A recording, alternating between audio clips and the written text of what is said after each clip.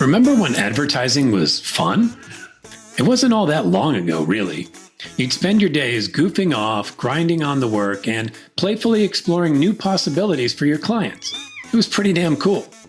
So what happened? Well, creativity and fun have been squeezed out by business pressures and risk aversion, and collaboration and cross-pollination of ideas between departments has decreased. Speed is overemphasized at the expense of thoughtful creative development.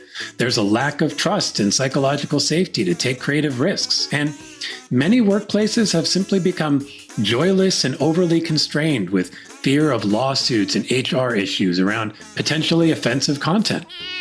Some of the funniest jokes or stories I've heard are the ones that made me uncomfortable. Should I be laughing at this? Yes, because you don't have a choice. Laughter is the most pure human reaction. It can't be restrained. Or if you try, you're likely to piss your pants or let out one of those awkward farts that shuts down a room fast. Brands that get this are the ones who make lifelong connections with people. The ones who realize that the best way to sell stuff to people is to help them see that you are people too.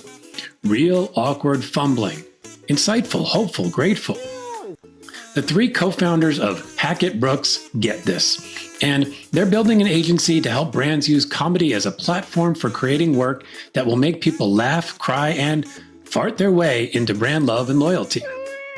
Robb Hittner, Jordan Atlas, and Steve Mallory are, not surprisingly, quite funny guys. But their work isn't just about crafting funny spots. It's about infusing the whole work experience with comedy thinking. It's about making work itself fun. How do they do it? By taking everything an agency does and inverting it. It starts with the team itself. It's not the typical collection of copywriters and art directors. It's folks from sketch comedy, scripted TV, and improv working alongside more traditional brand talent. Once they get going, it's all about finding the inherent humor in a brand or product, not stapling jokes on top of an unfunny message. Their mission? To elevate comedy and humor as a respected business strategy and creative approach. To create workplaces where all employees can contribute creatively, not just creatives. I'm not really meaning this. To develop brand communications that people actively seek out and share. And here's my favorite, to bring more joy and laughter into work and advertising. We need more funny in the world. Life is hard, heavy, confusing, frustrating, and unfair. The only way we survive is if we can laugh at all of it. We had more than a few laughs during our conversation. Robb, Jordan, and Steve feel like friends you've had for ages as soon as you meet them. If you enjoyed the episode, please like, share, rate, review, or subscribe to the podcast. Let the desuckifying begin. Here's Hackett Brooks.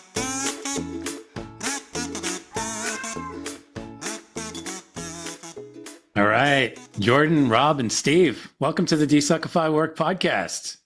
Thanks for having us. Yeah, thanks for coming on. I think this is going to be a fun one.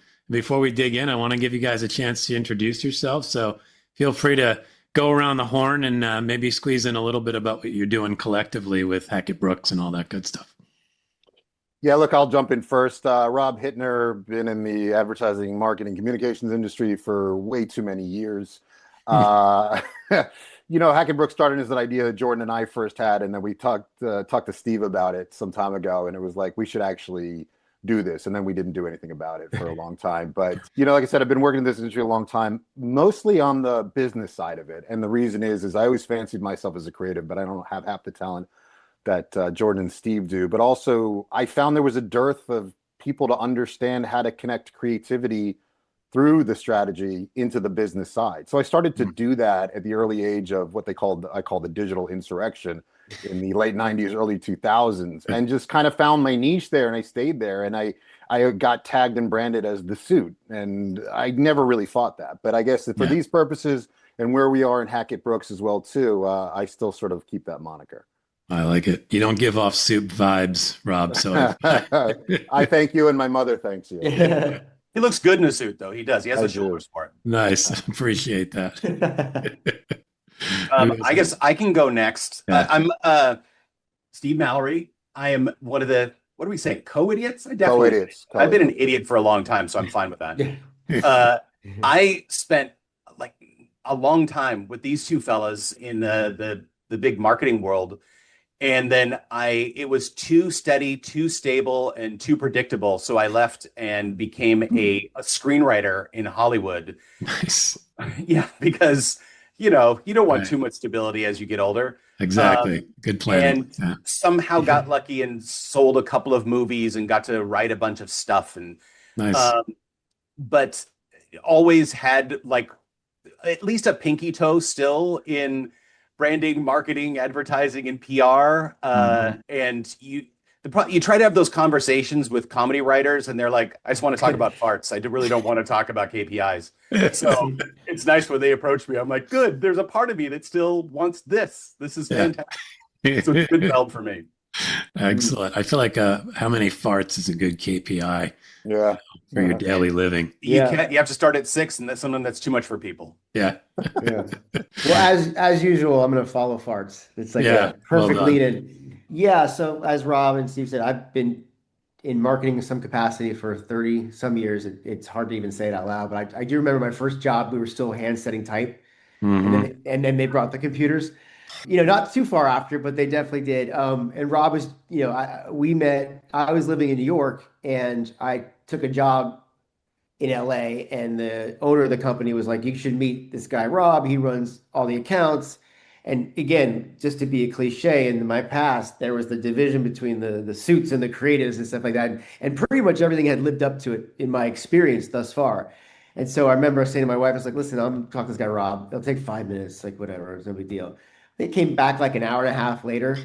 I just went for a walk while talking to him, and it was the greatest conversation. Not so much about advertising or marketing, just about, candidly, comedy and fun. And the idea that somebody I never met before, and we do things that are supposed to be diametrically opposed in the business, just bonded immediately. So we've been off and running since then. So at this agency, and then we worked together at Edelman, which is where I met Steve, who was, when I took over creative at Edelman, Steve was the creative guy in LA.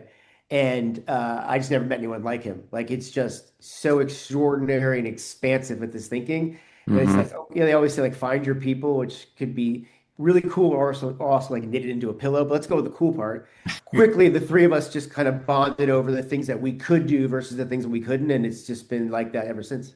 Yeah, I love it. And I love what you guys are doing with Hackett Brooks. And we'll dive into that in a little bit. But I want to explore a couple of things with you. This is the Desuckify Work podcast. So I'm curious for each of you, what is the biggest thing that can make work suck?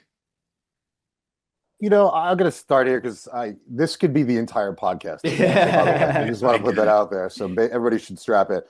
Yeah. I honestly think that there's been a lot of things that have been happening, and I'll say very specifically in agency land, right? So I think all corporate work to some degree sucks these days, but I think specifically what disappoints me the most is that agency land has become a sucky place to work, and it shouldn't have. It never should have. The way that I look at it is, and I was always attracted to this in the advertising world. And one of the reasons that I went into advertising in the first place is this beautiful tension between art and commerce, right? And I always used to say, like, if you're the type of creative that wants to make an MTV film and just, come up with ideas willy-nilly, then go make that film for MTV. Don't work in advertising. Advertising has these beautiful constraints, right? Yep. But I think what's happened over the years, and the pressures, the margins, the holdcos, and all of the different things, is that the commerce side has really sort of, rushed the Capitol building more successfully than the January 6th insurrectionists did, right? And I think wow.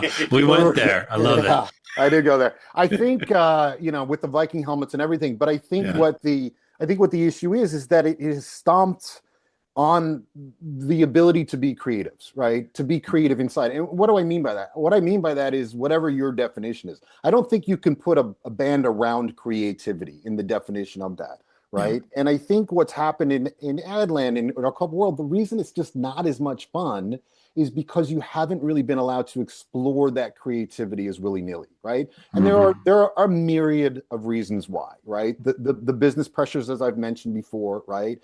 The fact that the model for agencies has always been hours against time, right? Or I should say billings against time, like it's a law firm, right? And it doesn't really work that way, because great creative has to be thought about, right? Has to be considered. The bad ideas have to come out first and sit there and realize maybe that bad idea actually wasn't so bad, that leads to something.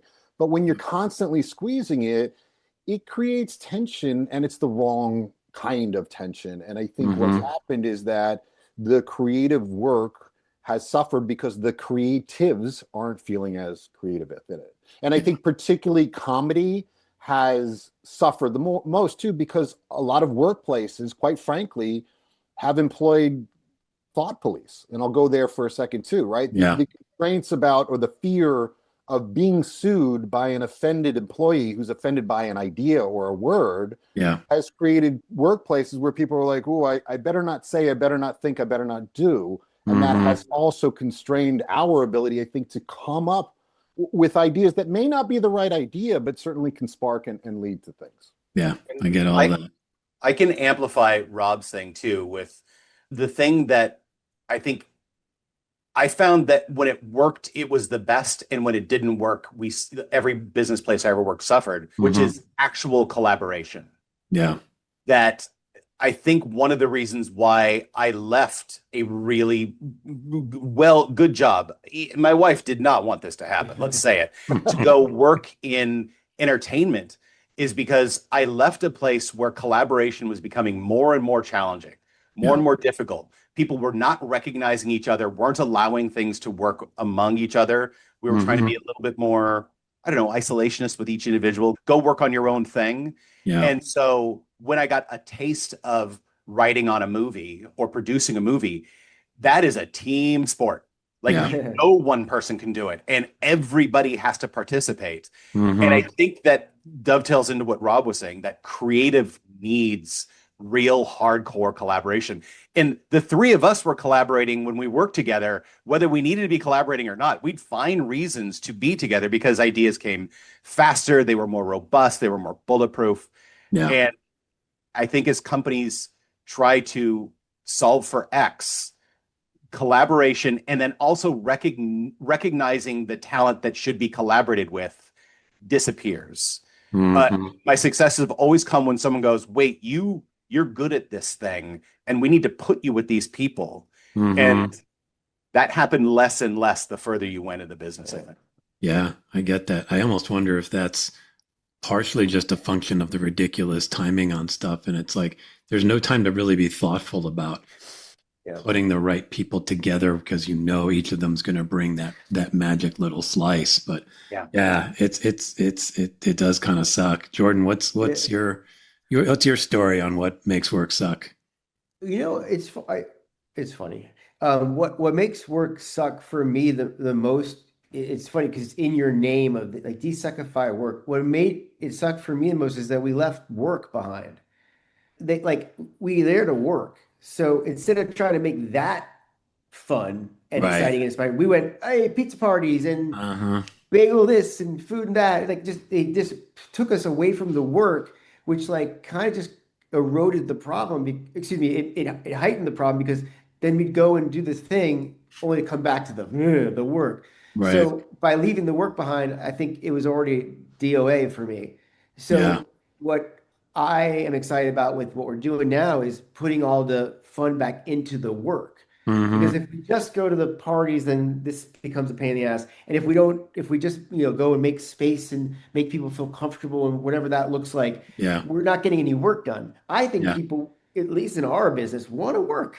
This is fun. We get to do something fun. So let's not leave work behind to try to solve. I think we're solving the wrong problem, right? We're going there's a disgusting mess over there. And we're going, oh, cool, let's just go over there, as opposed to going well, how do we fix this thing? And Steve's thing is look, excuse me, TJ, you said it's like budgets are shrinking, timetables are shrinking, all that stuff. It's going to happen. Right. But the illusion of progress is, oh, let's just get this done really quickly. Instead of going, well, let's get this person and that person for thoughtfully reasons why they'll do it. Eventually, you'll make up the time. Yeah. I think the quick fix is to go, well, let's just streamline this down to something that doesn't even look like it's going to resemble something that'll come out good. And that, to me, that makes work kind of suck. And again, if I was smarter, I'd do something else for a living. This is what I always wanted to do. And the fact that something that's called creative, right? It's an adjective, taking that out of it is what's made work suck for me. Well, in my past lives. Yeah.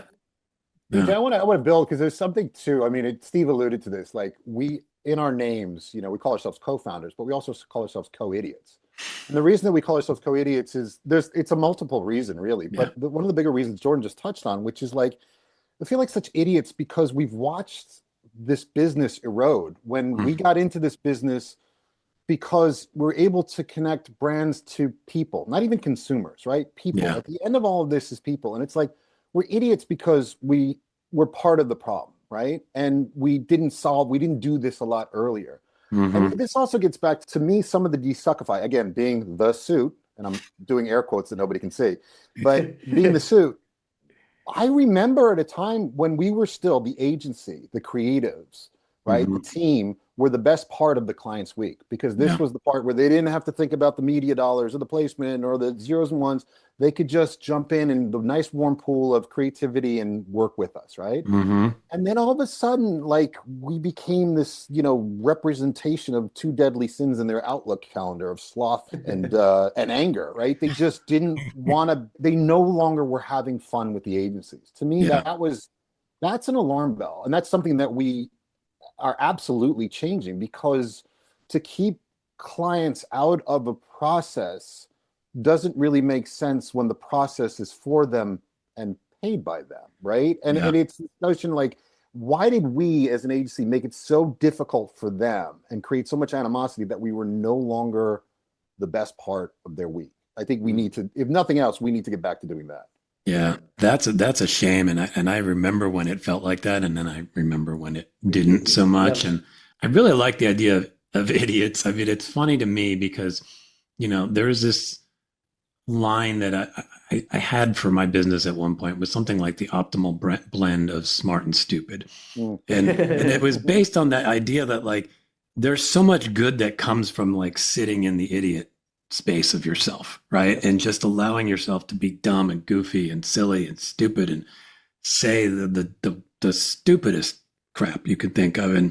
And like, your brain works differently on stupid, and it's actually a good place to be. And I think, as you described, like, why aren't agencies fun? It's like, because there's not as much of that. It's like, we feel like we have to be on with the client, instead of, like, you know, kind of it being like a trip to the zoo for the client, where it's like, oh my God, what the heck's going on here? I don't get it, but I love it. You know, that's the thing that I think I love that you're trying to bring back. What's the line from Spinal Tap? There's a thin line between clever and stupid. Clever and stupid. Yeah. Right? That's it, right? That's it. We're on the line right now. Yeah. You know, there's a really wild stat that I've seen a few times. Children laugh something like 300 to 400 times a day, and the average adult laughs 15 to 20 times a day. And I just, like, ironically, that makes me almost want to cry, right? I mean, it's ridiculous. And part of me says, well, no, that's no way. So I almost want to start recording myself and seeing if I laugh more than that. But what do you think's going on there? And how do you think it's possible for adults to regain that? I mean, could we laugh 300 times a day? I want to jump on that. Steve's got to take this one. To quote Kenneth Robinson, you only grow out of creativity. You never grow into it. Yeah. And the only way that you maintain creativity, I'm going to use creativity as the bucket for laughing, having fun, enjoying yourself, and letting one side of your mind kind of dictate the runtime, you know, that's going to say, we're going to work on this creatively. Yeah.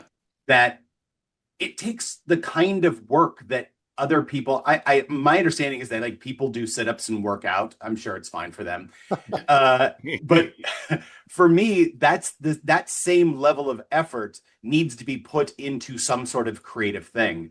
And it was remarkable to me when I was in creative industries and creative businesses, and I would mentor people.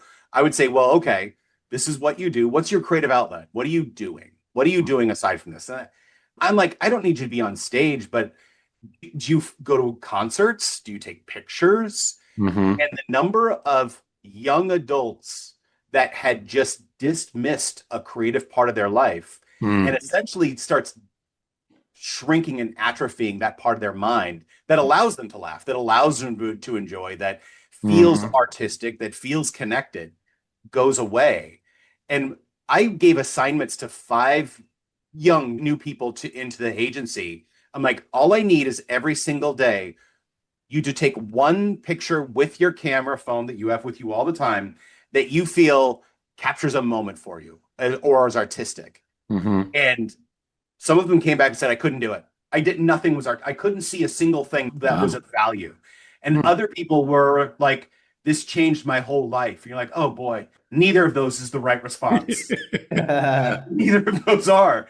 Then we come to this place where we so undervalue creativity, laughter, enjoyment, and those things are connection that, like you said, there's so many statistics about how being creative gives you access to a social barometer that allows you to work with people better, have better relationships. It's more vibrant. Yeah. It makes me upset that so many adults that I know aren't doing that. By the way, in the comedy writing world, we call them normies. No, you don't do that. The normies won't understand. You'll confuse the normies. I mean, people that have just left creative behind. Yeah. There's something you said there that made me wonder, like, creativity almost always feels like it has to be in service of something now, meaning everybody's sort of performing, everybody's sharing their stuff. And so it's more of a project than simply a state of being that you just allow yourself to be in, right? Yeah. And that's a little bit of what I hear is like, well, if I'm not going to be creative, well, I have to monetize it, or I have to send it out on my stories or whatever, as opposed to just like, or just go do the thing or go enjoy the thing or just go hang out and laugh and like, don't pay attention to that side of it. Do you guys sense some of that? And can we even push back against that given how prevalent that is? Yeah, I love that. I think just being this sort of, well, we're all sort of self-deprecating in this crew, but I think I'm not going to proclaim myself the leader of it, but I'm pretty skilled. You are. Thank you. But there is, societally speaking, there is some guilt attached to this idea of just laughing and enjoying this moment. You do it, and then you have to get to work. So I think I've been talking to my co-idiots about is I always love that first 5 minutes of every client presentation before the work starts. Like we're talking about the latest this, or did you watch Stick and whatever. And these clients, not clients, just people, just making jokes, just bringing a little bit of themselves into the meeting and making you laugh and having a good time. And then it's all of a sudden it's like, okay, let's get to work. Let's get to the deck. Oh yes, please. Let's get to 50 page, you know what I mean? And, but that's a microcosm of like, all right, we had a little fun. Now let's get to work. And I think what you're saying is like, that is something, again, that is something to fight against. If not just for what you do for a living, but living in and of itself. Yeah. Because to carry, for laughter and comedy, to carry such a tax, it's just a very unhealthy thing. And, you know, one of the things that as I've done presentations over the years, and I love that thing that John Cleese was talking about creativity not being a talent, but being a way of operating. So it's an amazing 30, 40 minutes. And it's just, I'm going to butcher it, mostly because I don't have the accent, but this idea of staying in the open position long enough. Yeah. And versus those who are in the closed position. So it's not really a talent as much as, are you willing to risk being in the open position where bad ideas happen, where stupidity happens, where something might catalyze the answer? And a lot of people are sort of programmed to go, what's the thing? Yeah, but what is it? Yeah. And I think this is a big reason why we're doing this is that's a business problem. Yeah. You know what I mean? Because what looks like, oh, they're just having fun. That's a business problem because if you don't stay in that open position, which is solving things creatively, you are jeopardizing whatever the hell you're trying to do anyways. So there's a on a personal level, there's something there. But I think, again, back to desuckifying work and the business of the business, that might be the most valuable thing that we're slashing on the spreadsheet. So question on that, and Steve, I know you got something here. I just want to, as you were describing that shift from the like we're just hanging out with people and then we're doing the deck, like, is that something you guys are sort of re-engineering in your process? Meaning, are you finding a way to stay in the open position while you're sharing work? Is that part of what's baked in here? Yeah, that is the primary issue here. I think TJ is like, we didn't want to be one of these agencies that put up a shingle because, you know, we're three people that had an idea. Like, we like working with you. Let's get together, put up a shingle and call it something clever, but it's business as usual. We're just now a boutique, so we're not going to charge you the overheads. Wing, ding, ding, right?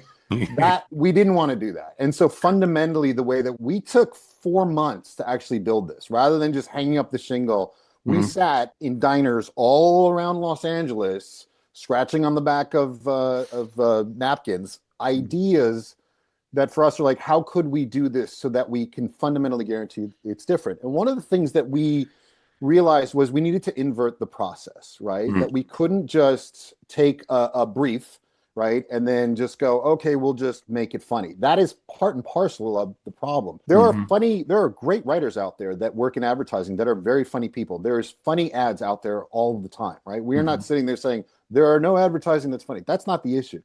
There's no agency that is 100% dedicated to crafting the funny, right? So one things that we say internally, we're not ever going to take an RFP.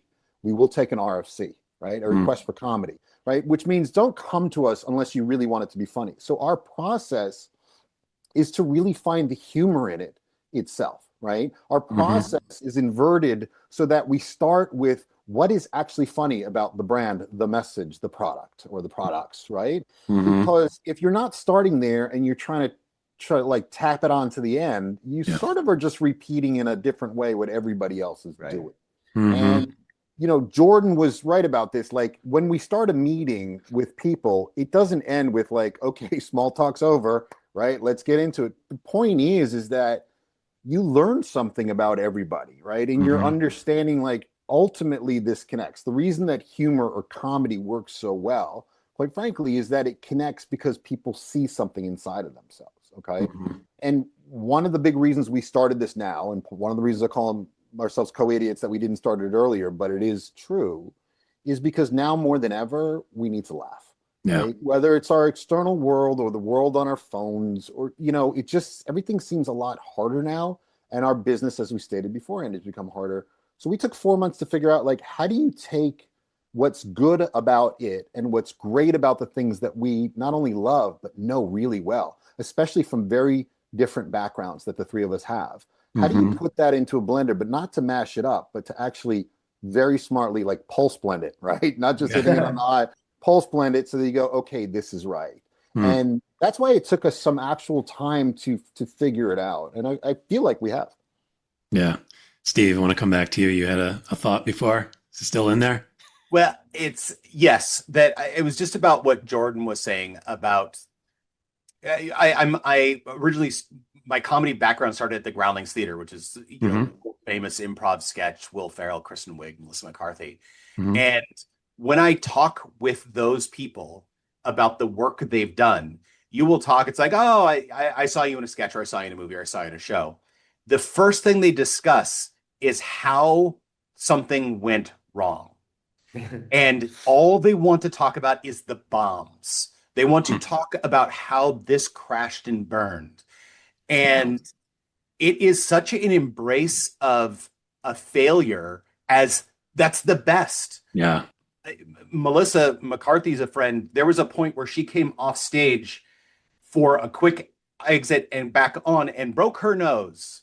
Literally hit a little side, broke her nose, came back out as blood's pouring down, finishes the scene.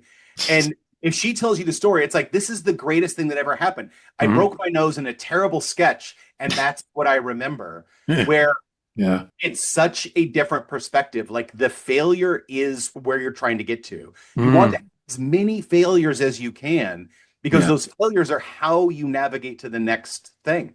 Wow. That's really interesting on two levels. One, just because it's wild to think about the story, but also, like, I feel like that idea gets talked about a lot. It gets talked about in advertising, it gets talked about in business more broadly, but I feel like nothing in the way things are structured actually lines up with that, because nobody's sitting around going, yeah, let's talk about the worst thing that happened, the crazy failure, the bomb of a presentation that we have with the client. It's always the pressure of, you got to nail it. You got to nail it. So you can talk about, we love and embrace failure, but if you're not doing that part, You really don't. And then you're just training people to kind of, one, not be open to failing, and two, think you're a liar. And that doesn't seem good for work at all. No, I think not good for people. It's not good for a product. I just yeah. But it is, there's a fraudulence to it, right? Like people borrowing those platitudes, saying like fail fast and break whatever. I don't know what things are. Yeah. But like I love that intent. Like to Steve's point, absolute failure is only a matter of like when you decide to call it. You actually don't have to ever fail as long as you don't have a timeline against it, right? Right. So with Melissa in that instance, like her night was going to go, I'm about to go home and say I had the worst set of my life, but she waited, broke her, and all of a sudden it became one of those historic moments. I think it's fraud. It's actually the fraudulence is the word that's coming up because of therapy. That's a whole other thing. But that it's almost like when you run a company and you say things like, "We want you to fail because that's where good mistakes," but you don't believe it. That's practicing without a license. Like the people get hurt that way. So to Robb's point about inverting everything, like this is not, we're not playing house. Like we're doing it at this stage in our careers because we've seen enough, felt enough, and love it enough to fix it, or at least try to fix it. And it's not like everything sucked. Quite the opposite, at least for me. There have been, TJ, you know, I talk about this all the time, like coming up, there's been some magical comedic moments that were in ads to the point where like at lunchtime, me and friends would watch other people's ads. Like, it was so freaking good. And it's just few and far between now. Like, what's the famous, like, Howard Gossage, like, nobody reads ads, people read what interests them, and sometimes it's an ad. I want to add to that. Like, nobody reads ads, they read what interests them, and sometimes it's an ad, but very rarely is it an ad, especially in 2020. Like, you could go down because the amount of time that you actually see something that qualifies as an ad is entertaining. What a missed opportunity, because it's happening in sparks all around everything but that. We love advertising. Right. Like, people are like, there's people talking about like the death of advertising or whatever those things are. It's like, actually, we fucking love it. I know. It's crazy because every friend I have who doesn't work in advertising, when they go, "Oh, you work in advertising or worked in advertising," if they bring up an ad, it's always a funny ad. Yep. Right. Exactly. Like, always a funny ad. And as you were talking there, Jordan, it got me wondering, okay, we know some of the reasons why maybe we're not getting to the funny, but I'm also like, is there a process to get to the funny? I mean, because sometimes it can feel like a happy accident, but do you guys have like a methodology that you're using? Steve, the great Steve Mallory. Yeah. And I'll tell you, TJ, it took a lot of thinking, because I'd had an experience in training in marketing, advertising, public, the whole thing. And then parallel tracked completely comedy, improv, sketch, screenwriting, television writing, performance, all of it. And there was a part of my brain that always said, these are connected somehow, aren't they? And at agency, I'd try, and they're like, "Oh, it's not exactly right." And then you talk to comedy bills, like, no, you can't. They're just too different. And I kept thinking about it. And when Robb and Jordan approached, I'm like, yes, I've thought about this for so long. And here it is. Thank God someone's finally asked me the question. And I'll say first, a working philosophy, a working kind of concept for this is the difference between comedy and funny, which people conflate. They're the same thing. And yet, my joke is always the Banshees of Inisherin won Best Comedy in the Golden Globes. Was it funny? No, but it was a comedy, meaning that it had a construction that allowed funny moments to happen. And then funny moments happen. Funny is transitional. It is short. It's punchy. It's a pun. It's a slip on a banana peel. That's funny. Comedy is something that can sustain and hold as a container for a bunch of funny. The way I think about it for business is comedy is the strategy, funny is the tactic. Okay.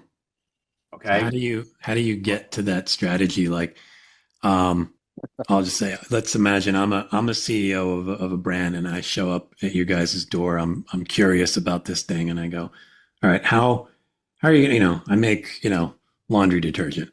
And I'm like, all right, I want some comedy here. How are you going to create that? What's your process there? And on the flip side of that, How do I know that it's going to make a difference for my brand? Sure. Yeah, You talk first, then I'll talk next. we're going to have all of your listeners obviously sign an NDA, so this will be easy. But I'm going to dance around it a little bit, TJ, because we're really proud of what we built. We want to keep a little bit fair enough. Still. But I will say this, that when we talk about inverting the process, for us, it starts really with the brief. Okay, the brief has always been a problematic issue, and we've all, in our agency lives in different places and different iterations, we've all attempted to write it. But invariably what happens for you as somebody with a laundry detergent is, you're going to come to us and say, I want to reach all people who love to wash clothes 18 to 45 years old. And we go, great, what's the target? And you go, all people 18, right? And then we go, narrow it down for us, TJ. And you go, okay, 20 to 35. And it's mostly women. And we go, great. And then what we do as the agency is we go, okay. And then we move on with it, right? And invariably what happens is you get this broadness that has already started, right? The clog in the pipe has already started because you just haven't done. One of the things that we have in terms of our process, without going too deep into it, is a brief that actually has to make you, as the CMO of this laundry company, pick your target. It doesn't mean that that's necessarily who it is, but comedy that we always talk about works best as a sniper. When it hits really well, but it has this ripple effect, right? So whether you're obviously in a comedy club, you're predisposed, but even if you're sitting on your couch watching something and the joke is something that you recognize, but not really for you, you still understand the humor because the impact is so precise. Yeah. The other thing that we'll do, and then I'm going to let Steve kick over on this too, is that we are not employing copywriters, right? In the traditional sense. The thing that when we started this is we're not a bunch of business people. We are talent, right? We love writing on this stuff together. We love sharing ideas and so forth. But we also recognize that the incredible talent that is out there, right? And we are all Los Angeles based, right? So we see, within the acting community, the improv community, the stand-up community itself, there are some incredible writers, right? And what I would say to you as the CMO is, we can share stories all day long about Jack Welch and quotes and all the business sort of stuff, but the ones that you really remember probably came from George Carlin, right? And the truth that comedians tell about our world is something that we are so eager to share. Yeah. So the truth about your laundry detergent should come from those people that really know how to create it and construct it in such a way that it makes you really want to re-quote it, reshare it. Right. So when we started to think, okay, more broadly, is there a process for this? We came up with a structure. I'll kick over to Steve to tell you sort of like one angle in. Broadly. Yeah, I'm going to give it super broadly. Yeah. One of the more important parts of this for me also is the subjectivity of comedy. That almost even within, I'll say, the film and television industry, there's comedy and there's everything else. And everything else has the luxury of being objective. If this is a serial killer movie who's only kidnapping children, anyone in the world is going to go, that's bad. That is objectively bad. However, if I show you a clip of Airplane and maybe a clip of Martin Lawrence's Rebound, you're going to laugh more at one or the other. And there are people like, I don't like Airplane. I love this. I like Airplane. My wife likes Martin Lawrence's Rebound. We do not agree. Yeah. We both have our opinions. And the subjectivity of comedy has been a speed bump for a lot of brands. They're like, we're trying to be objective. And you're like, objectivity is the weakest form of comedy. You need the third level of specificity. You have to drill down until it is speaking exactly to you, which is why it's a benefit. I've said it before, and it's from an off-Broadway musical. There's a song that is, I'd rather be 9 people's favorite thing than 100 people's 9th favorite thing. I love that. That is comedy. Comedy is 9 people's favorite thing. The rest of the song goes, those 9 people will tell 9 people, then you have 18 people. Those 18 people will tell 18 people, and then you have a multiple. Yeah. So our goal is to take a brief, turn it into something that is very subjective, that is very targeted. And in this, the third level of subjectivity, the tertiary subjectivity, meaning I always say it's not about the world, it's not about California, it's about Los Angeles. Or it's not about Los Angeles, it's not about Hollywood, it's about West Hollywood. Just wherever you're starting, you have to drill down. Yeah. And then you will give that to people who generate comedy, people who generate creative, and you're going to give it to a lot of them, get as much as you can from them, filter it, and then bring that back up. So instead of kind of starting with the kind of a strategic orientation, we're really, really starting with a very clear creative message that will then be amplified by many, many voices. How about that? I love that. And I've definitely experienced that sort of speed bump moment when you try to present funny. You know, I don't know, it's subjective, like you get all of that stuff. I'm curious if there's any data. I'll be that guy. I'll be the guy who asks, like, is there any data that shows that a funny brand or a funny commercial or a funny whatever is actually effective? Yeah, there's almost too much data right now. Yeah. And we have a lot of that to share with clients who are very data centric, but it is important. We all understand that biologically, the way that the chemicals work in our bodies when we are laughing, right?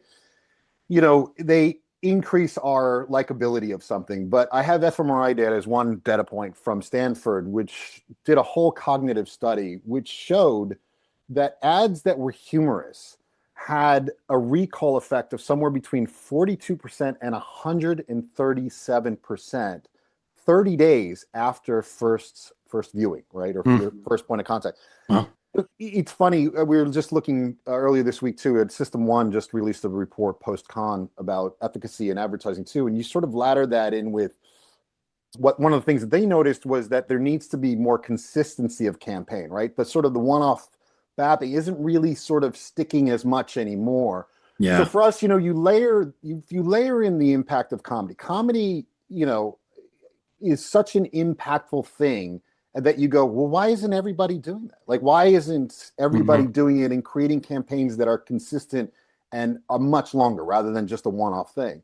Yeah. And the reason is, quite frankly, it's not easy. It's hard to do. You know, look, that subjectivity that we talked about, you know, for us, that was one of the first things that we tackled is like, how do we find voices, right, that will be able to write on the things that we find are either underserved or diverse or something like that. We've created strategic partnerships with various groups across Los Angeles and New York. And one of the ones, for instance, is The Crow here in Santa Monica, which is a comedy club, which actually stands for Comedy Reflects Our World, which is set up to be a place for very diverse voices. Nice. Usually underserved. Yeah, it's really cool. But the impact of that is like, what is that funny, and finding, you know, that funny. For us, the stats are always going to be there. It's a very, very hard thing to do. And one of the things that we tout, TJ, is what we call the 137% advantage, taking that stat, which is, that's why you have to go through this process. And we also know that oftentimes while the intent for funny or comedy is there, what ends up on the output just isn't, because of client mandates. We got to say this, we got to show the logo this way, we got to do all this, we got to do all that. We understand that because we've been through that so many times. We start with those givens as part of the issue, right? Because some ideas or concepts just won't work because of the mandatories, right? If you get all that stuff together, comedy has an incredible statistical advantage over any other form of particular entertainment or advertising, quite frankly. The Oracle number I just read, which is my favorite, is that 91% of consumers prefer a comedy brand and 95% of business leaders are afraid of it. Jesus. Yeah. I mean, I'm not shocked, but it's great to have that kind of data there. I really like kind of where you were going there, Rob. There's something about the ability to help people see how they can deliver upon this, and that it makes a difference, but there is a process. And that process, when you talked about it, including the crap that we always get frustrated with as creatives, the logo's got to be on for this long or whatever. That's probably one of the biggest comedy killers you encounter, is you wrote the damn thing, either ignoring that or not thinking about that. And then when you realize, when you layer in the 5-second tag and the this and the this, you're like, oh, this isn't playing out. This isn't working. And then you're screwed. So I love that you guys are actually fully acknowledging it, because I think some people might think, oh, these guys are all about the funny. They're not going to care about my mandatories. right? And so like I love that you can just like go, no, we're gonna put them front and center and then figure out how to work with them. And sometimes I wonder like maybe something funny comes out of the fact that you've got all that information in there and that leads to something really interesting too. Yeah. 100%. I mean, like the cliche of thinking outside the box. Like we actually like just give us the box. Like let us know what's in the box. And what's in the box? Sorry. But like that idea, like because if we know it upstream, then we can factor it in, right? Because we live in a world, we know there's logos, we know there's legal copy, whatever the thing is. By this process of inverting it allows us to factor that in if we have to. Yeah. The other thing is like, Rob, what's the thing like comedy's easy, dying is easy, comedy. Dying is easy, comedy is hard, right? Yeah, like why I think comedy is so hard in our business is this idea of consistency. Because it's such when we have gotten the chance in the past, it was such a long shot that they're like, you better fucking nail it right now, or we're never visiting comedy again. And the fact of the matter is, like, why? If this data shows how impactful it is, why is it the one that gets one shot to be great? And so, and then to Steve's point about comedy versus funny, and comedy as a strategy, by the premise, by the bit, when we do the premise and put the scaffolding around that and the effort around that, all this stuff, then all of a sudden the funny comes in multiple places. You know what I mean? And that's why it needs the consistency and the ability to do it on an ongoing basis. It is a business strategy versus like we got this Christmas thing going on. Maybe we should try something funny. It's like, well, you're already done if you're thinking like that, I believe. Or if you nail it, it's like guessing a number behind someone's back. Maybe you get it once, But this is really about putting these things upstream, factoring them in, and realizing that like this isn't a one-off. This isn't just funny. It's creating a strategic comedy structure, a house, if you will, that's going to build lots of rooms in it that allow us to be funny no matter what. Yeah. I mean, it's interesting. Or you and your church and business. Yeah. No, I mean, I mean, and I like that. I think there's something about it brings a slight sense, at least, of certainty in an uncertain space, right? That you've created this structure and this scaffolding, and now I can go, okay, I know we're going to be able to hang some jokes on this and hang some funny moments because you've created that for me.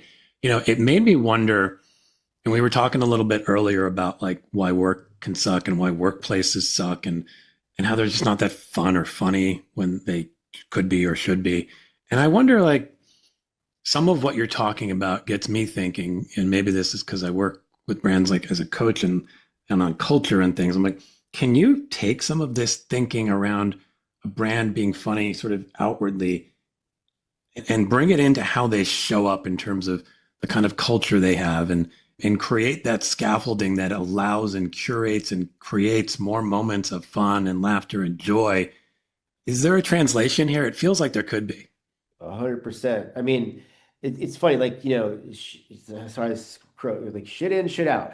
You know what I mean? Like if the idea of what we're talking about, if that was to be infused, and it will be, hopefully, into the way you work, not just the work you make, then you're upping your chances of making the work you all desire to work on, thus feeding the souls of the humans doing it. And it's a beautiful cycle versus a vicious cycle. So operating this way is proving to us that like we can actually control the output by making sure the input is set up in the best way possible. In the same way, like this is where Steve can jump. Like you might get lucky with one joke, great, good for you. But the ability to build on that, or even have moments 5 minutes later to do a callback, not going to happen unless you've done the upstream stuff. So what's working for our clients, they could bring as an employee engagement offering into their business and show how people can actually change the way they interact, stay in the open position long enough, to borrow from John Cleese,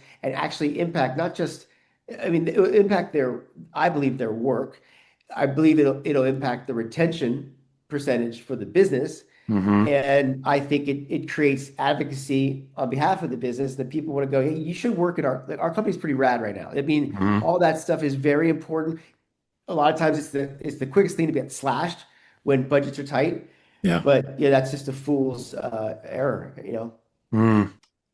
TJ, it is an important thing. And I'm actually glad you brought it up in a way, because a lot of what we do is very internal things too, right? We do have decks and programs and so forth like that to help, whether it's human resources or the CEO or CMO themselves. Like, how do you infuse fun in this case back into the workforce, right? Because a lot of RTO mandates and a lot of people who are just like, I just don't want to go back, or they're fearful, or we've all gotten used to working on Zoom screens and remotely and so forth like that, that we actually have been doing some programs. Steve's written some great stuff as well too, like to actually be like, it's okay to bring humor back in the workplace. Like, it doesn't have to be this scary HR violation thing. And for us, what's important about that is the work we do is that and I think you nailed it, right, TJ, is like, it spreads it from the client side, right? And again, to paraphrase Jordan, who's paraphrasing John Cleese, like, it keeps it in the open position. The more that we could do that, trust me, if that's all we did, that would be our tickets to heaven, because all three of us need one. But and it's like we'll do everything. We'll help a CEO or CMO punch up their speech to the troops, right? Because they don't have a funny bone in their body, and we'll find the things that are reflexive or funny. But like internally, a lot of the work I still think is needed to be done on the client side. Yeah. And I'll add on to this one last thing, that the best organizations that I've ever worked for and comedy have kind of a similar goal for the people that are involved. One, they are absolutely providing you a way to get to the mastery of what you're working on. Comedians go and crash and burn over and over and are celebrated for their crashes because they want you to get as good as you can. They put less trained people with more trained people and go, and the more trained people are like, yeah, it's part of it, man. This is cool. You made a mess of it. Great. Let's go. Let's keep going. Mastery is a critical part of it. And then the autonomy to keep building it yourself. And this autonomy mastery combination is kind of pulled from HR 101. I mean, if you want to motivate somebody without bonuses and extra vacation time, say, hey, we're going to make sure you're going to become the best at this possible. And we're going to give you all the time, space, and resources to make sure you are great at it. Wow. So how comedy operates is actually how businesses all want to operate. When you go through HR, those are the things you're taught to give people. So it's all kind of built in. It's already there. It's interesting because as you describe that, I can think, I can imagine that that's something as an HR person, you're thinking, I want to bring that to people. And yet we're structured in almost every workplace to literally strip that away from everybody. I think if most people describe their workplaces right now and you ask, do you feel like you have autonomy? Almost everyone would say, absolutely not. The weight of everything is on me, and I don't have any moments to actually just bring myself into the work. And on top of that, I certainly don't have the time, the room, the trust, the support, that mentoring, all that. I don't have any of that stuff that allows me to get to mastery. And honestly, because there's not that fail celebration culture, how could you get to mastery? Right? You're constantly like, if you reach it all and you get smacked down, you're not going to reach anymore. Right. And you really don't want to come to work anymore either. No. Yeah. And I love that idea of the RTO too, of like, what if like work was like a really fun place to be? I might want to go back to the office, because I think about some of my older workplaces, like even when I wasn't working on something fun, I was smiling on my way to work. I'd be walking, this is back in New York, I'd be walking to work. Right. I'm like, this is great. I get to go to this place and hang out with people I really love hanging out with. And even if we're working on some dumb project, we're having fun doing it. And that's so rare now. And so when somebody says you must return to the office 4 or 5 days a week, it's like, for what? So that I can stare at my Zoom screen. All this generational argument too, that Gen Z and millennials are like, they don't want to come to work. They don't want to work. It's like, of course they don't want to work. Look what you did. Yeah. Of course they don't want to come in. Yeah. They're right. You're wrong. Stop complaining about the generation. They're the first smart ones. Exactly. We didn't stand up for it. Yeah, they just had the guts to actually say something. Yeah. Where we just did. I guess this is how it goes. I remember back in the day, first when the millennials started to say, why do you do this? Why do you do that? I'm like, because. Right. And I didn't know. And I'm like, I remember Jordan and I used to have conversations like, they're right. Like they're 100% correct. And then some of the forcing function of the pandemic that has led to this, like, we don't have to go back, but certainly to the point, even when I was going into an office as like, be a leader and show up. And I'm like, why? I think you were getting to this point, TJ. I'm jumping on a Zoom screen anyway. Right. I've got calls around the globe. I'm forced on the box. And when you want me to drive culture, the way that this culture is set up is really, I'm a kind of a walking HR violation to some degree, right? Yeah. So why do you want to? You still are, Rob. Yeah. Thank God. But you're working. Exactly. You're our right. HR walking. I don't ever want to lose that. I don't ever want to lose that. So thank you. But yeah, no, I think it's kind of, again, going back to the whole theme of this sucky thing about work is work used to be fun. Right. Yeah. There are 37.3 million American adults above the age of 18 on antidepressants. That's 1 in 8 on antidepressants, right? Yeah. And you imagine like 8 hours at work and you're like, come on, if work is not your fun part, right? Because everything's tough. We can all recognize life is highly matrixed. If you're a parent, if you're not, if you're dating, if you're in whatever, it's highly matrixed. Yeah. Everything's very difficult. Work should be challenging, right? But it shouldn't be not fun.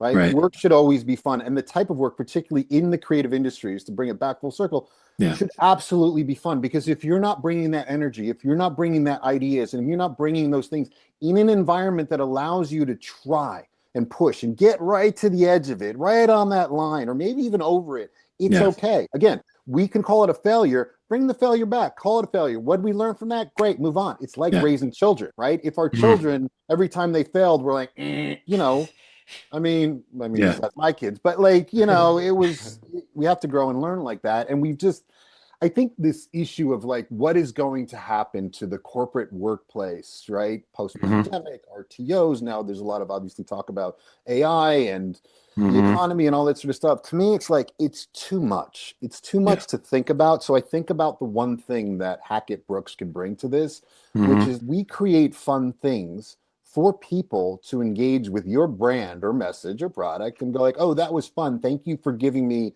a slice of something nice in my day. I'm going to forward that to my cousin because he likes that stuff too, right? Yeah. So it's just spreading joy, quite frankly. It's all really simplistic, but that's what it is.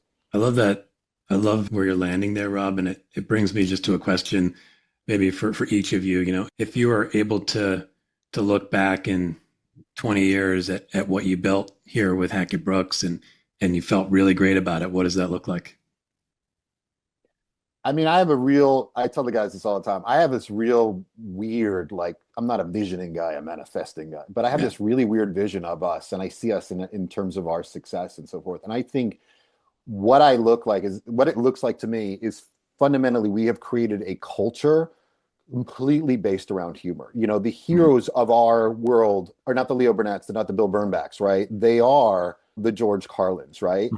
They are the comedians that tell the truth. And the way I see that is not necessarily bringing all of that into the advertising community, but having a workplace and space of people and collaborators that are constantly keeping us fresh. And I think it's just a fun environment. It is the place that we want to go to, right? I don't think I told the guys this. It is actually a physical place, guys. I see us having an office. I don't know where it is, but I do see it, right? It's not just their beautiful faces on Zoom screens. And it's a fun place to be because we've somehow managed to not just do incredible work for incredible clients, but we've helped elevate culture in a fun way.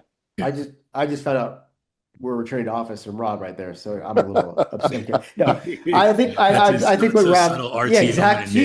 Did I miss a meeting? No, no, but I think Rob, it's the perfect point. I was thinking about it like during this. Part of the legacy, to answer the question, is like one of the things I've always loved. This came later in my career, but I'd be sitting around like in a pitch meeting or in a prep for it, and I going, God damn it, that Steve Mallory is fucking so smart. This guy I work with. Or not this one, the other Rob, one. Yeah, there's a different guy. Yeah. I know him too. He's Robb Hittner, and then these people that I get so inspired by everybody's expertise that the idea of like being at a place where everyone can just be that person that they are without the restrictions of the thought police and all these different things. It's just like a place to make some mistakes and use those mistakes to make some awesome. Like, so even if somebody was to leave us to go work somewhere else, them coming back because they realized that we really did crack the code on this thing, which I believe we have, like that would be an amazing, I think, gift. I'm not, by the way, 20 years, I'm good for 7 if I'm lucky. But whoever I leave behind will reference this. But yeah, that's that thing that Rob is talking about really is. And also like sorry, is just like the idea of like eradicating that cynicism. There's always been this thing with me with a lot of the creatives in the past where it's so easy to be cynical about every single thing before you even started, which I believe is a defense mechanism, just a lack of talent. Like, listen, I'll make every excuse possible. And then, in fact, I remember, so I'm sorry, I'm going on a little bit, but Steve, one of the best things that Steve would do at Edelman was he would run these brainstorming sessions. And however you feel about brainstorming in general, you leave one with Steve going, this is the greatest thing ever. And it was awesome. And I remember I tried to do it after he left. And listen, even with my sphere of influence and being like a head of creative, all this stuff, I had somebody when I started, like I employed some of the improv stuff, yes and, which is the most prominent. I had someone do this to me. They go, I had somebody said an idea, and I was like, well, that's actually really interesting. They go, Jordan, we can't do it. Yes and, we can't do it. I was like that in a micro, whatever the anti that is, that's what I want our legacy to be. You know. I love that, Steve. All the way through school, high school, grade school, whatever, I was the guy that was sent to the principal, sat in the back of the room. You're making fun. There's this institutional distrust and separation of people who are comedic. And listen, I was a handful. I get it. I probably should have gone to the principal. But as I'm in the industry, their comedy is still looked down upon. It's less than. Yeah. There's all these incredibly talented people who've dedicated themselves to becoming funny, to understand comedy. I mean, every 10,000 hour, 10-year rule, they've all done it. And still, the entertainment industry won't make comedy movies or comedy shows because they don't see the value of it. For some reason, if you're funny, people like, yeah, they can go to some parties, but not all the parties. There's this strange pushback. And the legacy I would love for Hackett Brooks to have is that we elevate and celebrate the actual funny people, the funny talent that's out there, and make the world go, oh, crap, right. This is an incredible skill set. This is not just a one-off. This is something people work at. They're so talented, and here now is a forum for it. And here's the way for people to see this talent. And for 1 second, all the comedians get to stick their head up and kind of go, okay, cool, we'll go back in the room now. But just to have a moment where funny people get a little light shine on them, that makes me feel really good. That's what I love that. TJ, I don't know how savvy you are with technology, but can you make that my answer? I'll move my. But no. I think I can do some kind of AI trickery. That's it, right? That was it. Everything's been AI. I'm AI from the beginning, so it's easy. Yeah. I do think too. It's Steve's bringing up the point where I do want to hammer home, because it's been some of the feedback that we've been building this. We've been getting like, is that we look at this as like saloon doors. We've opened the doors and said to brands, we are going to bring you to the world of comedy, right? But we also, there's saloon doors, they go the other way. We are bringing the world of comedy, right, into brands. And I think that's part of this, in 20 years time, part of the legacy is that we have helped comedic voices, stand-ups, right, improv artists, sketch artists, and so forth, come into the world of brand and understand a bit more of how you have to perform in here, and have created not just a revenue stream for them, but some legitimacy for them as well too, for their craft and their art. And I think that's a really important part of it. Yeah, I love that. And it's interesting as you talk about the saloon doors, I think about, not to put pressure on you guys, but like the impact that this kind of work can do, especially if it sort of then inspires others to do more of it, and it becomes more of a thing. Is, you talked about cynicism, Jordan, and we talked earlier about the world just being crazy right now. And I think as a result of it having been crazy, and I think it's not just that it's crazy, and all of the crazy is amplified to us through all of social media and all that stuff. Because the world was crazy in 1914, and the world was crazy back in 1941. Like, there were some pretty crazy times in the world, but we're having a very unique ability to see every moment of it. And it's shut us down on some level. And I think what I see and what you're doing is it, maybe using that term, the open position. We're all in the closed position right now. Yeah. And it's inviting us to be more in the open position, and not just to do good creative work, but just to have a little bit of like hope and optimism around seeing the good in the world a little more. Like that strikes me as a real possibility if we start to bring this idea into spaces. So like, again, no pressure, but it's on you to bring everybody back into the open position. We'll take that pressure. That's beautifully put. I'm glad you saw that in what we're talking about, because yes. Yeah. Yes, I love it. Yeah. So I got to ask, just because we're talking about funny, I'm curious if any of you guys have a favorite joke? Oh, it's too many. There's just too many. I know. It's funny, TJ. I grew up with a dad who was a very, very funny guy, right? Very funny guy. And a great weekend for him was schlepping me and my brother up to the Catskills, right? In the heydays, just before the collapse of everything. But, and as kids, we used to sit in the back. He would put us to sleep, right, in our pajama in the hotel room with him, and he would go to the theater to go watch the comedians. And me and my brother would sneak out. We'd go to the back of the theater and we'd sit in our pajamas and we would watch like that's awesome. Shecky Green, Jack Eagle, Morty Gunty, some of the greatest Catskill like comedians. And so to me, it's not so much like I have a favorite joke because I have so many of them. It's the cadence of those great sort of storytellers, right? Mm-hmm. And those performances. To me, it's the Don Rickles, it's the Buddy Hackett's. When I can watch even like old clips on Letterman or Carson even, right? And you see, the stories they tell. Like I love the Don Rickles story about Frank Sinatra. When Don Rickles, I don't know if you know this, I'll tell it really quickly. Don was on a date, and the date was like, and Frank Sinatra's eating nearby, and the date goes, "Oh my God, is that Frank Sinatra?" And Don goes, "Yeah, it is. It's Frank." She's like, "Oh my God, I love him. I love him. I love him." And she goes, "Really? Really? Okay, let me." So he goes over to Frank Sinatra and he says, "Frank, do me a favor. I'm on this date with this beautiful girl. I'd like to get with her. It would be a real help if you came over and just said, 'Hey, Don, how you doing?'" Frank goes, "I got you. I'll finish my meal. I'll come over." Finishes the meal with his guys. He walks over with his guys and he goes, there's Don with the girl. And he goes, "Don, how you doing?" And Don Rickles turns around. He goes, "Frank, can't you see I'm on a date?" So to me, it's always been that, the sense of humor that comes through stories. I love jokes that are truly stories. You don't necessarily see coming. Yeah. I don't have a favorite joke, but I have I guess it is a genre of, I don't know, like I've just always been attracted to the way comedy, how history could be told through comedy or real issues. So whether it was like my brother and we watched History of the World, like we must have watched it 20 times in a weekend, or even Airplane, right? Like that's a scary scenario, but my brother-in-law who wrote Avenue Q, that's one of the funniest things I've ever seen, because it takes some of the hardest subject matters of society and created it's a song like that. I'm attracted to, maybe there's almost like a marine, like I'm going to rush into the danger element to it and get to the comedy there. That I'm always been attracted to that. I love that. Yeah.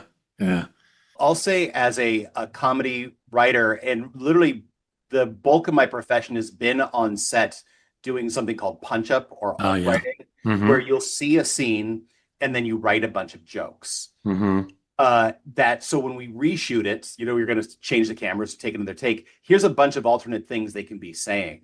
Yeah. And for me, I'll say I've had the same setup line for a joke a couple of times, which is a character saying, "Well, you know what I've always said." And based on "you'll know what I've always said," every comedy writer in the room and people who are just like, you dump. It's like, it's just a cold sore. You've always said, no, gold's the only standard. In The Boss, actually, the actor came up with, "Don't go in that room." You're like, right, that's the best one. But for me, a setup for a joke just feels like we don't know where it's going to go, but there's all the room in the world to make fun. That's heaven. It's delightful. Literally, if you gave me a sticky pad in an hour, it would just be filled. Which is, by the way, how you do it. You write just those jokes on sticky pads, and my producing partners have these massive walled frames of all the sticky notes. Yeah. and you could just walk by and just read joke after joke after joke after joke. Oh my God, that's awesome. Lost in it. It's the best. I like that idea of the setup because in some ways, particularly if it's a setup that's sort of familiar, you've now like introduced all of the possibilities are swimming in my brain. And then if you can land one that's not one of those. Yes. You feel like your day's done. Go get a coffee, take a lap because you're good. Yeah. TJ, you just used the word delightful. Yeah. And that's exactly what for the consumer, the human, whatever it is. Yeah. Mm-hmm. What a delight when something familiar takes a detour, right? Yeah. So much fun. Like that's so rewarding. And that's the one, like my folks were over last night for dinner and I was playing them clips of like Nate Bargatze, like things I always laugh at. Yeah. And these aren't necessarily funny people, but they love comedy, you know, and it just was so delightful to watch them laugh at this. Mm-hmm. So I've got the headline now that is it your in-laws or who is it that you were talking about? Second, my parents. Your parent, like, okay, the headline of this show is that Jordan's parents aren't funny. Yeah. Yeah. I think they would agree. Yeah. Well, okay. I'll tell you. So real quick story, like when I was growing up, my dad sat us down, my brother and I must have been 9. And so Jeff was 9 + 4, 13. Yeah. And something was coming up. So my dad was like, boys, it's time. I need to talk to you about sex. Mm. And I said, what do you want to know, Dad? Apparently that was in me back then. And, so that's fantastic. They might not be funny, but they get it. That's awesome. You know, as I was thinking about this question, I go to Norm Macdonald. I would say he is the best storytelling joke teller. And I won't tell the whole joke because it's like a 5-minute joke, but there's a joke he did, I think it was with Conan, where he basically talks about a moth going to the podiatrist office. And it's basically like 5 minutes of the moth, just like the worst life, like getting to the point where he's just on his last leg, you know, he's so sad, it's so miserable. And then the doctor says something like, yeah, I mean, that sounds really rough, but I mean, why'd you come to me? Why didn't you go to a therapist? And he goes, because the light was on. It's a great bit. I love Norm. I mean, I was like, oh my God. And you can picture Norm. I mean, he tells it in this way where like the whole room is like wanting to laugh every second. That's right. You can't help it. And when you have that much at stake where laughter is like right there and then you land it. Yeah. Oh. I mean, that's amazing to me. Yeah. You know, sorry, you just brought something up when you're talking about Norm Macdonald. He's telling this story and you just can't wait to laugh. Right. And it would be really amazing if we could do that for advertising. Mm-hmm. Right now, I can't wait to push skip. Or I can't wait to not. And again, I'm not saying we're going to do it, but like, wouldn't it be amazing if this medium was, I can't wait to laugh. What are you going to give me this time? Instead of almost the cringe of like, ooh, I think they're trying to be funny here. Ooh. Exactly. I think there is that parallel, right? Because there's the two places that we find that comedy works best: when you're disarmed and not expecting it, or when you're like geared for it, right? At a comedy club, at an improv show. We talk a lot about like if the Super Bowl and advertising those ads that are supposed to be funny, and there's more miss than hit on the funny ones, but people are primed to be like entertained, right? And so it's like it's in the middle that's really hard. But when they're disarmed, and you think about where brands do play now. Whether it's through social media or online in those smaller moments, whether it's memes or influence, stuff like that, where you're actually like, oh shit, this is funny. I'm going to share this to Jordan and Steve because they're going to find it really funny. And then they say, that effect of like, we are inviting comedy in at the top and the bottom, right? Mm-hmm. And it's just like, there's not enough of that content filling that, right? There's too much. What do they call it? They call it doom scrolling. If we could change that, that's a win.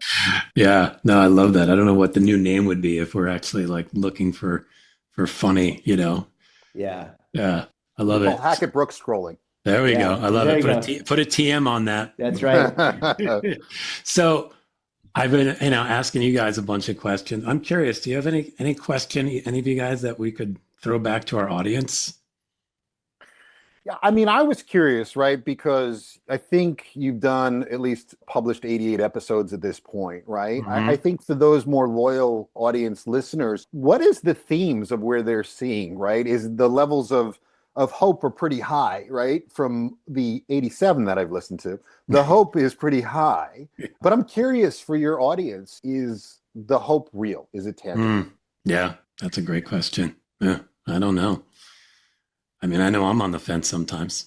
There are days where I'm like, oh yeah, we can do all this stuff. And then there are days where I'm like, yeah, we're fucked. Yeah. Okay. Yeah, I think, ideas that and look, this is the same for us at Hackett Brooks. Ideas are great, but they have to be put into action or practice. Right. Otherwise, they don't. It doesn't matter. And I go back to that's why we didn't just want to hang out a shingle and go, we're three funny guys, come and do, blah, blah.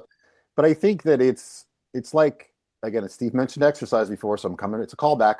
But, it is a muscle that needs to be worked out really regularly. And I would hope, again, I think desuckify is an incredibly, not just noble, but smart subject to talk about because it exists everywhere, right? If you're on the auto factory lines in Kentucky right now, it kind of sucks to be at work. Right? Yeah. You don't know how long that's going to last. And then all the way up to our advertising marketing. And I think what I would hope is that there is this section, it is a fixable issues. We just have to get back to reality or whatever. Or maybe there's a whole other new solution. I'd be curious almost to hear, let's call them right now, all your listeners. Right now. Yes. Excellent. I like that. That's a new thing I'm going to do is request everybody's phone numbers. So we can do that. I'm sure. Well, you just for me, just text because when the phone rings, I just immediately freak out. I run to the other room.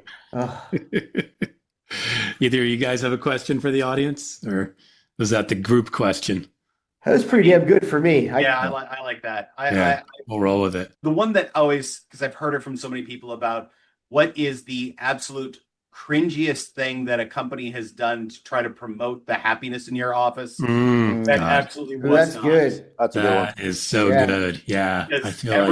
I remember being in a place that had a Jean Friday. You get to wear jeans. I'm like, wait, this is my morale booster? Yeah. I get to wear heavy denim? This is how the morale coming from. Dark and pressed, by the way. Yeah. Right. So that would be my question. What is the thing that they tried so hard to pitch you that was going to help? I love that. Oh, man, that's cringe. I'm cringing thinking about it. Yeah. That's awesome. So I know we've probably answered this question multiple times, but I'm just curious if there's any more to add here. If any of you guys could wave a magic wand and create a fully desuckified work world, what does that look like? I have the answer, but I don't know if I'm allowed to say, quite frankly. All right, part of the issue, we've alluded to this, actually, we've talked about it, is that the structures of work have become so built up around fear of lawsuits, quite frankly, right? And I get it, right? This is an extremely litigious society. We are an extremely litigious country. That sucks there. That sucks. If I could wave the magic wand, it would make that impossible so that people can say what they want, right? So a big part of the recent push for workplaces is bring your true self to work. That's great. I embrace that. But you also have to embrace everybody. So you ready for that? Yeah. And look, in the world of comedy, again, subjective. Not every style, every joke, everything is to your liking, but there are audiences for that, right? And sometimes if we think about whether you are the CMO of the laundry detergent company or the CMO of somewhere else, we have to explore that sort of stuff, right? Yeah. If I'm waving my magic wand, there's no real HR comes back down to hiring and recruitment. That's it, right? Do you know what I mean? Help us, retain, help us create, help us grow, but don't help us or feel the need for us to be constrained or restrained on the thinking and the words. Words aren't really hurting anybody, okay? Yeah. We have this perception that they are, but they actually really aren't. Yeah. So again, it's a little contentious. I get it. I get it. I'm sure you're going to edit this part out anyway, but that's my magic wand. It's going to be the first clip I share because I'm as supportive as I could be of anything. So I love that. Yeah, it's a real shame, honestly, TJ, that we all have to feel that way because I respect the positions that everybody's in. Lawyers protect the company. Yeah. HR groups, protect the company through the lawyers to some degree. I get it, but it's the causality of society. So if I could wave my wand, it's changing society. Yeah, I get it. I have one for business that I get fascinated real easily by companies and businesses. And then when you talk to anybody within them, you realize that most business energy is going towards staying in business. It's not actually going towards why people like you or what you're trying to achieve, or the product you're making or the brand you're building. They're just doing business to stay in business. And it feels like just such a lateral move all the time that we're covering off on. Listen, I understand that we need to fill out time cards. I understand we need to do meetings and all this, but we're like, this has nothing to do with what we're doing. Yeah. And that used to seem to absorb between 40 and 80% of my day doing business, doing work that just helps us stay in business. Yeah. Instead of doing the thing we're here for. Mm. And I think most people like what they do. They want to work for the company they do because this company does something that they believe in. And you are now bogged down in the first hour and the last hour of every day doing stuff for the business that has nothing to do with why you're there. Yeah. If you're lucky, it's just that. Yeah. Yeah. I get it. Jordan, anything? Branded water bottles are always good. I want to change mine to margarita. Yeah, I'm just saying no. All right. No, I'm going to be busy on this one, figuring your answers. Exactly. No, I think I echo all the things. I think the most desacralified workplace for me would be everybody knows what everybody's responsible for, but they don't give a fuck about the title. Yeah. Like I've always hated that creative was treated like a gated community in a lot of these places. Like only a few get to do it. Like the idea of creativity, which is just problem solving. Like I dig an environment where everyone's got a chance to like try something outside of whatever their fucking title is or business do anymore. That to me, I just, and I think it's a rarity maybe for creatives to feel that way, but I just get excited when somebody who doesn't think they're necessarily a creative person says something that gets the ball rolling on something else. Like their face and their commitment and their desire to do it again and again and again. Yeah. I mean, that's it for me. So when I've been happiest at work, something like that happened, you know? Wow. Yeah. I think you're onto something that a lot of creatives don't love that. And I think honestly, it's just fear driven. It's like, absolutely. You don't feel like I'm the creative. And if this person has a good idea, it makes me look bad. But I also think like that cultural norm stifles all that stuff. Yeah. Sure does. Right. If I'm an account person and I have an idea and I think, oh, this would be really funny. And I know that the cost of trying to put that into the space is everybody's going to stare daggers at me or tell me to get out of the room or whatever. Why would I ever do it? Yeah. And then you're missing out. I mean, I remember this time we were pitching something and like we got the creative portion, whatever it is, and they got this like slide about some earned media tactics and like bullet 7, which is already a problem, on page 19 was probably the most brilliant idea I'd heard. And it was by an earned media person that came up with it. And I was like, who did that? And she's like, oh, that was just something I was thinking. I was like, yeah, we're going to rewrite the deck now. Like, because buried there was the brilliance aside from, you know, and I, creatives, that's awesome. They weren't happy with me, but creativity was, you know? Yeah. Well, that's the difference, right? Yeah. Like making it really, truly focused on getting to the best outcome as opposed to like the politics of it all. Right. By the way, that was Aaron Van Marder. That was the movie. Shout out to nice. Yeah. So I know we've been having some fun already, but I like to have a little fun with sound effects on the show. I don't know. I know, Rob, you mentioned you've listened to all 87 episodes, so I appreciate that. You've heard some of these sounds. It's me. I'm a cat guy, so it's lots of meows and hisses. But any of you guys want to chime in with your own sound effect that we can add to the library and maybe add to the show as well? I for some reason have a cart system on my computer. Wait, you have to not for some reason tell the story. Yeah, tell why the cart system.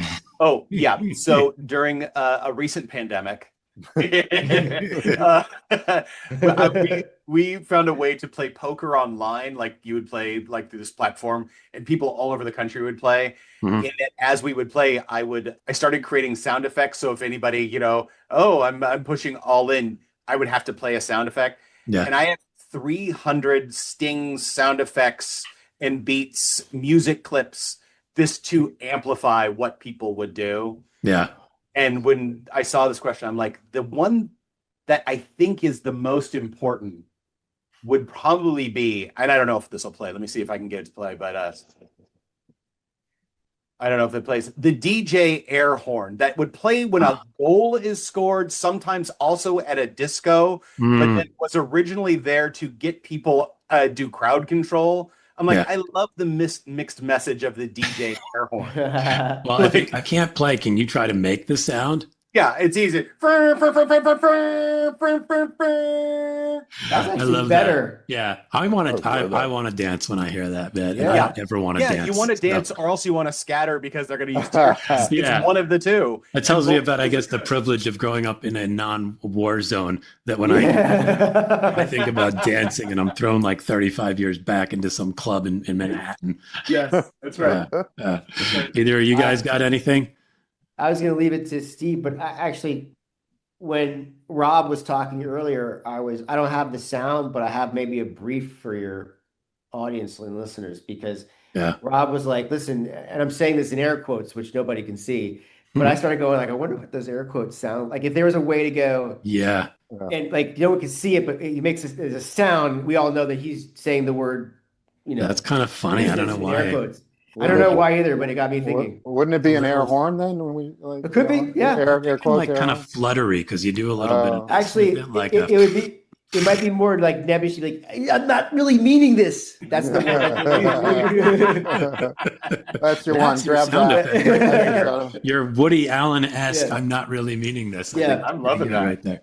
I do TJ love your cats thing, because the first thing it does remind me of is Kill Tony, right? Where you do, I don't know if you know the show, but you know, you have 1 minute and they give you the cat. And if you go over the 1 minute, then they give you the West Hollywood bear, which is funny. But like, so I was like, it's just, to me, it's like, it's part of it. So it's great. I love it. You got anything else you want to throw in sound wise?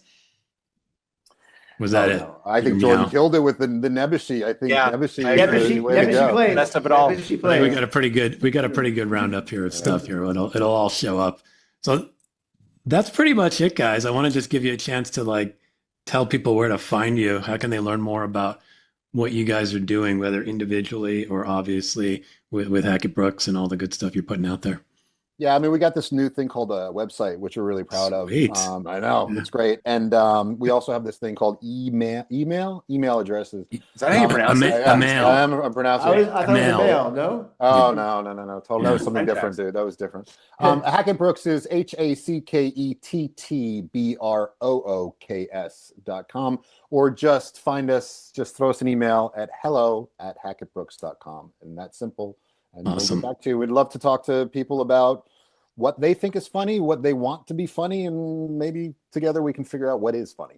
Yeah, maybe throw the question out to them on the airplane, or what was the Martin Lawrence movie? Rebound. Yeah. Maybe that's the subject line. They can just put either that's a great idea. Airplane or Rebound. I love that. It'll be like the filter of whether we take the brief. Yeah, exactly. I don't know. Yeah. I'm not so sure about that. Yeah, that's funny. Awesome, guys. Well, thank you so much. This was fun, hilarious, enlightening, and I really do think you're putting something much needed into the world. So thanks for doing what you're doing, guys. Thanks for helping us. Thanks for the opportunity. All right, thanks. Bye, guys. Have a great one.